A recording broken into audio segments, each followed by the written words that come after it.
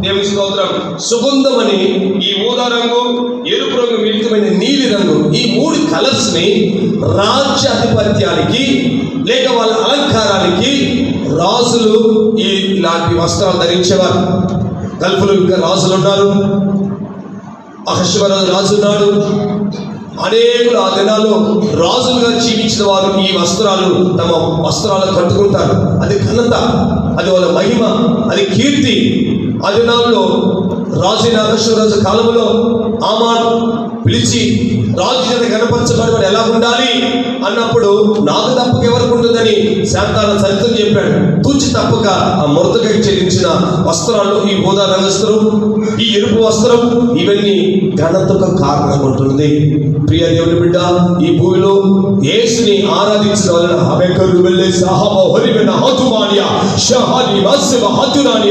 దేవుడిని ఆరాధించడం వలన, దేవుడిని కనపరచడం వలన, దేవుడిని సేవించడం వలన, దేవుడి యథార్థంగా దేవుడిని కనపరచడం వలన ఈ భూమిలో నీకు ఘనత లేదు. పరలోకంలో ఒక ముఖ్యమైన స్థానంలో నిన్ను పెట్టి నేను ఘనపరుస్తాడు. రాజైన అహష్వేరోషు కాలంలో ఏ విధముగా మొరదెకైకి ఇలాంటి వస్త్రం ఇచ్చి కనపరిచాడు, నిన్ను కూడా ఆయన ఘనపరుస్తున్నాడని ఇందులో మనం చదువుకోగలం. దేవుని స్తోత్రం. ఇవన్నీ ప్రియమైన వారు, క్రీస్తు మన నీతినియు, క్రీస్తే మన చివరిగా మనం అనుభవిస్తున్న నీతి. అందువల్లే స్వనీతిని నా నీతి కాక క్రీస్తు అగుపరిచే నీతిని ఫిలిప్పీయులకు రాసిన పత్రిక 3వ అధ్యాయం 8వ వాక్యం చదువుకుంటున్నాం. నా వాక్యములు, నా యొక్క మాటలు క్లుప్తపరిచి త్వరగా ముగిస్తున్నాను. కొన్ని విషయాలు ఓపిక నిలబడండి, చదువుకుందాం. నిశ్చయముగా నా ప్రభువైన యేసుక్రీస్తును గురించిన అతిశయ శ్రేష్టమైన జ్ఞానము నిమిత్తమే సమస్తమును నష్టముగా ఎంచుకొచ్చున్నాను. 9వ వాక్యం. క్రీస్తును సంపాదించుకొని ధర్మశాస్త్ర మూలమైన నా నీతిని కాక క్రీస్తునందలి విశ్వాసం వలనైన నీతి అనగా విశ్వాసమును బట్టి దేవుడు అనుగ్రహించు నీతి గల వాడని ఆయన ఎంతో అగపడు నిమిత్తమును. ధర్మశాస్త్రం ఒక నీతి ఉన్నది. ఆ నీతి ఆ వ్యక్తి నీతిమంతులుగా తీర్చలేదు, పరలోక రాజ్యానికి చేర్చలేదు. క్రీస్తు యొక్క నీతిని అనుసరిస్తే ఏ విధమ చేతనైనను ప్రభువైన యేసుక్రీస్తు యొక్క పునరుద్ధాన బల నిమిత్తం ఏవి నాకు లాభం నష్టంగా ఎంచుకుంటున్నానని పౌలు అపోస్తలుడు అంటున్నాడు.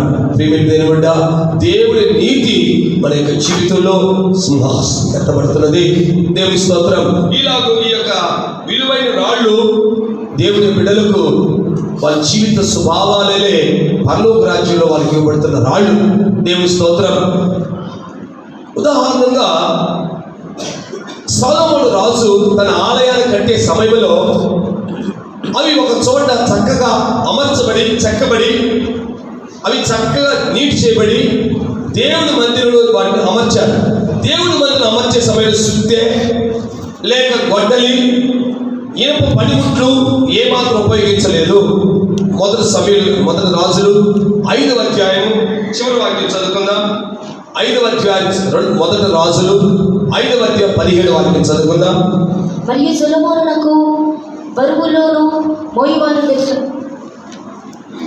17 రాజు సినివేగా వారి మందిరం యొక్క పునాదిని చెక్కిన రాళ్ళతో వేయుటకు గొప్ప రాళ్ళను మిక్కిలి వెలగల రాళ్ళను తెప్పించింది.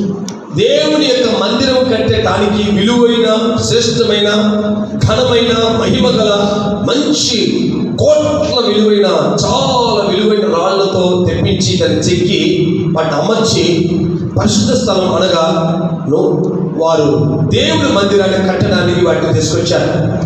దేవుడి మందిరం కట్టే సమయంలో పనిముట్లు ఉపయోగించలేదని ఇదే రాజుల గ్రంథం 6వ అధ్యాయం 7వ వాక్యం చదవగలం. అయితే మందిరము కట్టే సమయమున అది ముందుగా సిద్ధపరిచి తెచ్చిన రాళ్లతో కట్టబడెను. మందిరము కట్టే స్థలమున సుత్తె గొడ్డలి మొదలైన ఇనుప పనిముట్లు ధ్వని ఎంత మాత్రమున వినబడలేదు. దేవుడి మందిరంలో ధ్వని వినబడలేదు. అది ముందుగా సిద్ధపాటు చేసి చక్కగా అమర్చినందువలన దేవుడి మందిరం కట్టే సమయంలో సుత్తె, సమ్మెట, ఇనుప పనిముట్లు ఉపయోగించలేదు. దీని ఆత్మీయ అర్థం ఏంటంటే, దేవుడి సంగమా, ఈ భూమిలోనే మన జీవితము విలువైన రాళ్ళు, శ్రేష్టమైన రాళ్ళు, అమూల్యమైన రాళ్ళు, ఆకర్షితమైన రాళ్ళు, ఘనమైన రాళ్ళు మన జీవితం ఈ భూమిలోని పరిశుద్ధుల బోధ చేత కొలస్సీయులకు రాసిన పత్రిక 1వ అధ్యాయం 28వ వాక్యంలో మూలోపదేశం మన సంఘాన్ని కలిగి ప్రతి మనుషుని క్రీస్తునందు సంపూర్ణంగా చేసి ఆయన ఎదుట నిలబెట్టి నిమిత్తం ఖండించి గద్దించి బుద్ధి చెప్పి ఆయనే ప్రకటిస్తున్నాం. ఈ భూమిలోనే పరిశుద్ధుల బోధల చేత, ఖండితమైన బోధల చేత, క్రొత్త బోధ చేత, పరిశుద్ధుల బోధ చేత చక్కగా సిద్ధపాటు చేయబడి నిన్ను భూమిలో చక్కగా అన్ని విధాల పూర్ణతలో అన్ని విధాలైన శుద్ధీకరించి నిన్ను పరలోక రాజ్యం తీసుకెళ్ళాలి. ఆ మందిరంలో సుత్తే, సమెట, ఇనప పనిముట్లు లేవు. ఏ శబ్దం వినబడదు అక్కడ. ఇక్కడ ఈ భూమిలోనే కొట్టినప్పుడు సనుక్కుంటాం, కొనుక్కుంటాం, బాధపడతాం, తిడతాం, అవమానపరుస్తాం. అయ్యో నాకు ఎందుకు ఇబ్బందులు, ఎందుకు ఈ కష్టములు, ఎందుకు నాకు ఈ ప్రసంగాలు, ఎందుకు నన్ను సరి చేస్తున్నారు, నన్ను గద్దిస్తున్నారు, నాకే బోధ చెప్తున్నారు, నాకు బుద్ధి చెప్తున్నారు, ప్రతి ఆదివారం నాకే ప్రసంగం, నా ఇంటికే ప్రసంగం, నా కుటుంబానికే ప్రసంగం అని చెప్పుకుంటున్నారే. ఇవన్నీ ప్రియమైన వాళ్ళరా, ఇవన్నీ సరిచేసే అనుభవం, శుద్ధీకరించే అనుభవం, పరిశుద్ధపరిచే అనుభవం, ఈ రాళ్ళు విలువైన రాళ్ళుగా మారి నువ్వు శుద్ధీకరింపబడి ప్రతి మనిషిని క్రీస్తును సంపూర్ణంగా చేసి ఆ మందిరంలో ఏ విధమైన పనిముట్లు లేవక్కడ. ఇక్కడ ముందుగా సిద్ధపాటు చేసుకుంటున్నారు.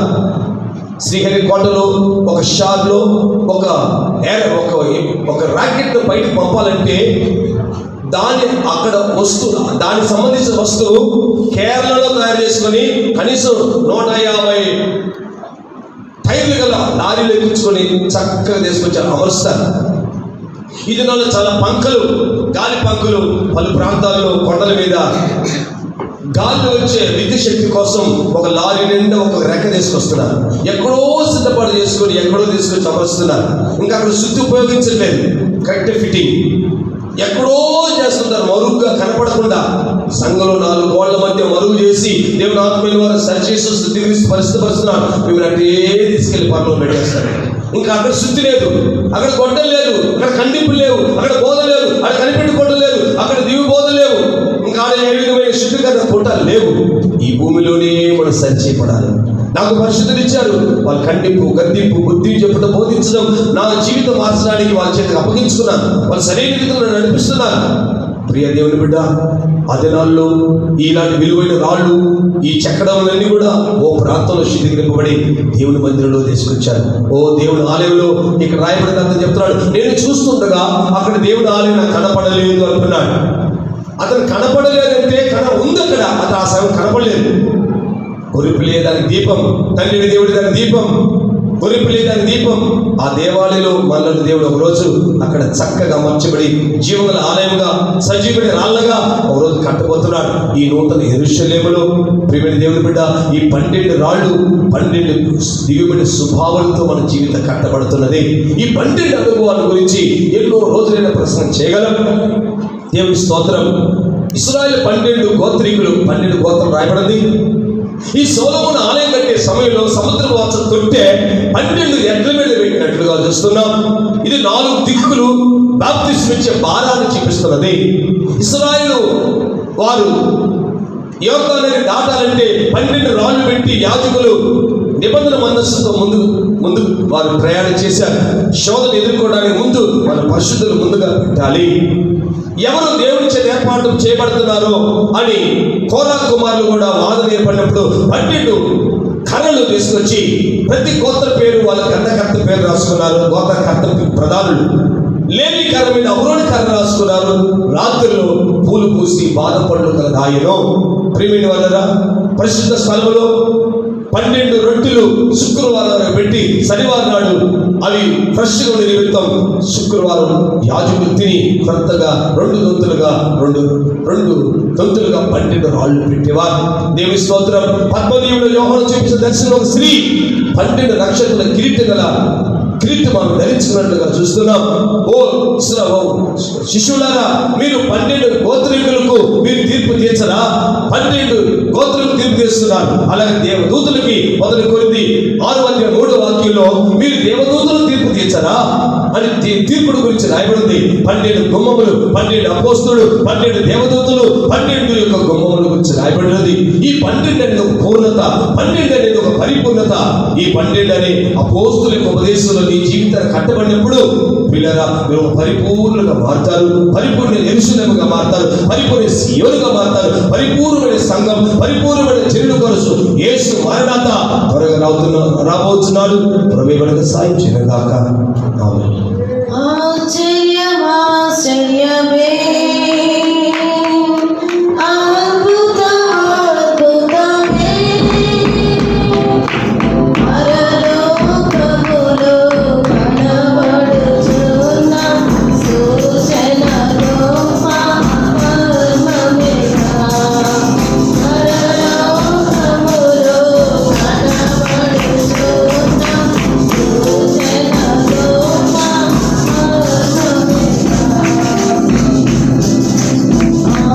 ఆకాశములో మెరియుచున్న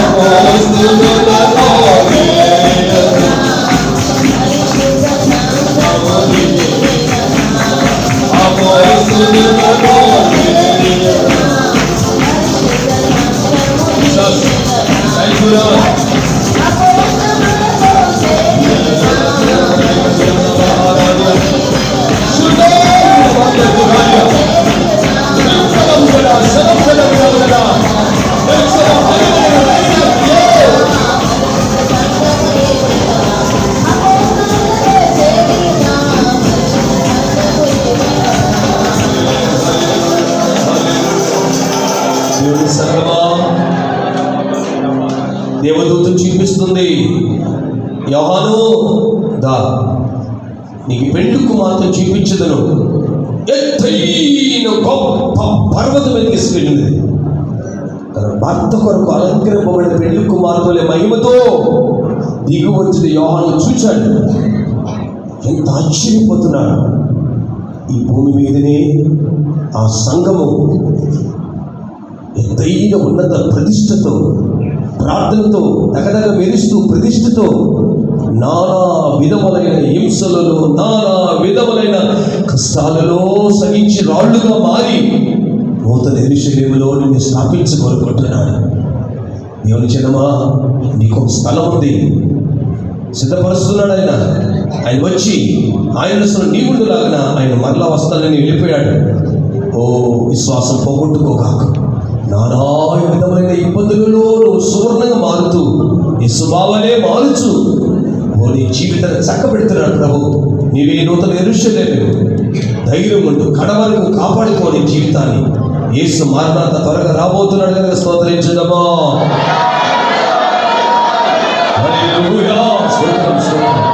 ఉదయకాలం సాయంత్రం 2 కూడికలు పరిశుద్ధాత్మని నడిపించడం స్తోత్రించుదామా.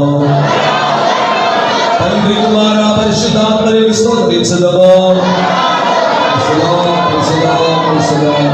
ప్రార్థించుకుందాం. పరిశుద్ధమైన తండ్రి, పరిశుద్ధ నామ స్తోత్ర ప్రభా. నీకు సాయంకాల సమయం ఉంది ప్రభా. మా యొక్క ప్రత్యేక పేరు వేరుపడిన పుట్టాలి ప్రభా. రెండవ దినం పుట్టాలి ప్రభా. మీరే బాధ్యత నుంచి నడిపించిన స్తోత్ర ప్రభా. జ్ఞానాన్ని సాన్నిధ్యాన్ని మీరు తీసుకొచ్చిన ప్రభా. దైవజనులు కొద్ది స్తోత్రం ప్రభా. నాయన యేసువే ప్రభా. ఈ యొక్క దినమనందు ప్రభా అనేక సత్యములు మర్మములు ప్రభా నీ దైవదాసు మూలంగా ప్రభా మీరు బయలుపరిచిన ప్రత్యేక వాక్కులపై స్తోత్రం ప్రభా. నీ సన్నిధ్యానికి మీరు దిక్కిన ఎంతో మంది రాలేకపోతున్నారు కనుక ప్రభా వారిని కూడా మీరు సంధించి మీరు సముఖానికి మీరు తీసుకురండి వేడుకుంటున్నాను స్వామి. నేను మరి చదివి కనుక సమయానికి పోనీ సద్వినియోగపరచుకుని అజ్ఞానుల వరకు జ్ఞానులే నడుచుకుని చెప్పినది కాదు ప్రభా. నైనా యేసువే ప్రభా. ఈ యొక్క అంత్య దినం మరి చివరి దినములో ప్రభా జనులు కనబడిచి నిర్లక్ష్య నిర్విసారమంతా తొలగించి ప్రభా నేను సముఖానికి మీరు తీసుకురండి వేడుకుంటున్నాను స్వామి. నైనా మా కూటాన్ని ప్రభా మీరే బాధ్యత నుంచి నడిపించండి స్తోత్ర ప్రభా. పాటల దాన్ని నా ముగిపరుచుకున్నది స్తోత్ర ప్రభా. నైనా దివ్యమైన వాక్కుల ద్వారా మీరు మాట్లాడిన ప్రత్యేక వాక్కులపై స్తోత్ర ప్రభా. ఆ యొక్క సియోను గురించి, నూతన యెరూషలేము గురించి ప్రభా అనేకమైన సత్యములు మర్మములు మీరు బయలుపరిచినందు స్తోత్ర ప్రభా.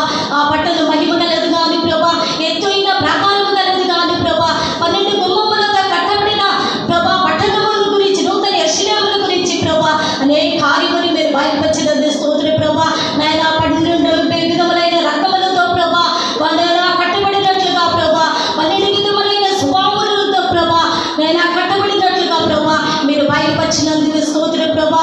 సూర్యకాంతి ప్రాయనగా ప్రభా నైనా యేసువే ప్రభా ఎంత దినములందు ప్రభా జనులు వారు కనబడిచిన ప్రభా 10 శోధనలు, పోరాటములు, కష్టములో కూడా ప్రభా మేము కలచబడకుండా ప్రభా సులువుగా నిలబడటకు ప్రభా ఆ యొక్క సూర్యకాంతపు రాయగలే ప్రభా మేము సులువుగా ఉంటుటకు ప్రభా ఎంత దినములందు మీరు మాకు సహాయం చేయడం వేడుకుంటున్నాము స్వామి.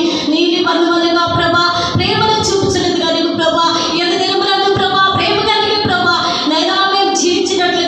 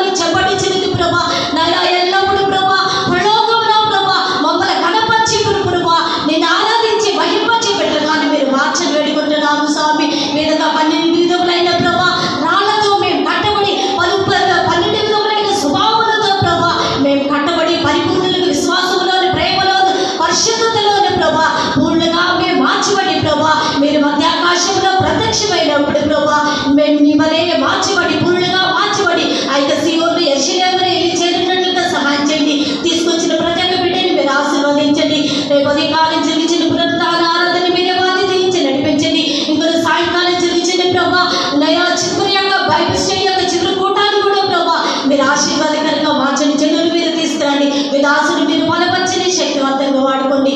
సమస్త స్తుతి ఘనత మహిమ మీకే చెల్లిస్తూ యేసు నామమున పేరిట అడిగి వేడుకుంటున్నాము తండ్రి. స్తోత్రించుదము. మన ప్రభువు రక్షకుడు యేసుక్రీస్తు వారి కృప, తండ్రి దేవుని యొక్క ప్రేమ, పరిశుద్ధాత్మ అన్యోన్య సహవాసం సకల పరిశుద్ధులకు సమగ్ర సంఘములకు ప్రభు రాకడ పర్యంతతోడైన కాపాడు గాక. హల్లెలూయా, హల్లెలూయా, హల్లెలూయా. అందరూ స్తోత్రం. God bless you. ప్రార్థన కలవసం ఎందుకండి అందరూ భోజనం ఏర్పాటు చేయబడింది. భోజనం చేసుకుని తప్పక వెళ్ళాలి. అందరూ భోజనం చేసుకుని వెళ్ళండి. దేవుడి ప్రసాదాన్ని విడిచిపెట్టి వారు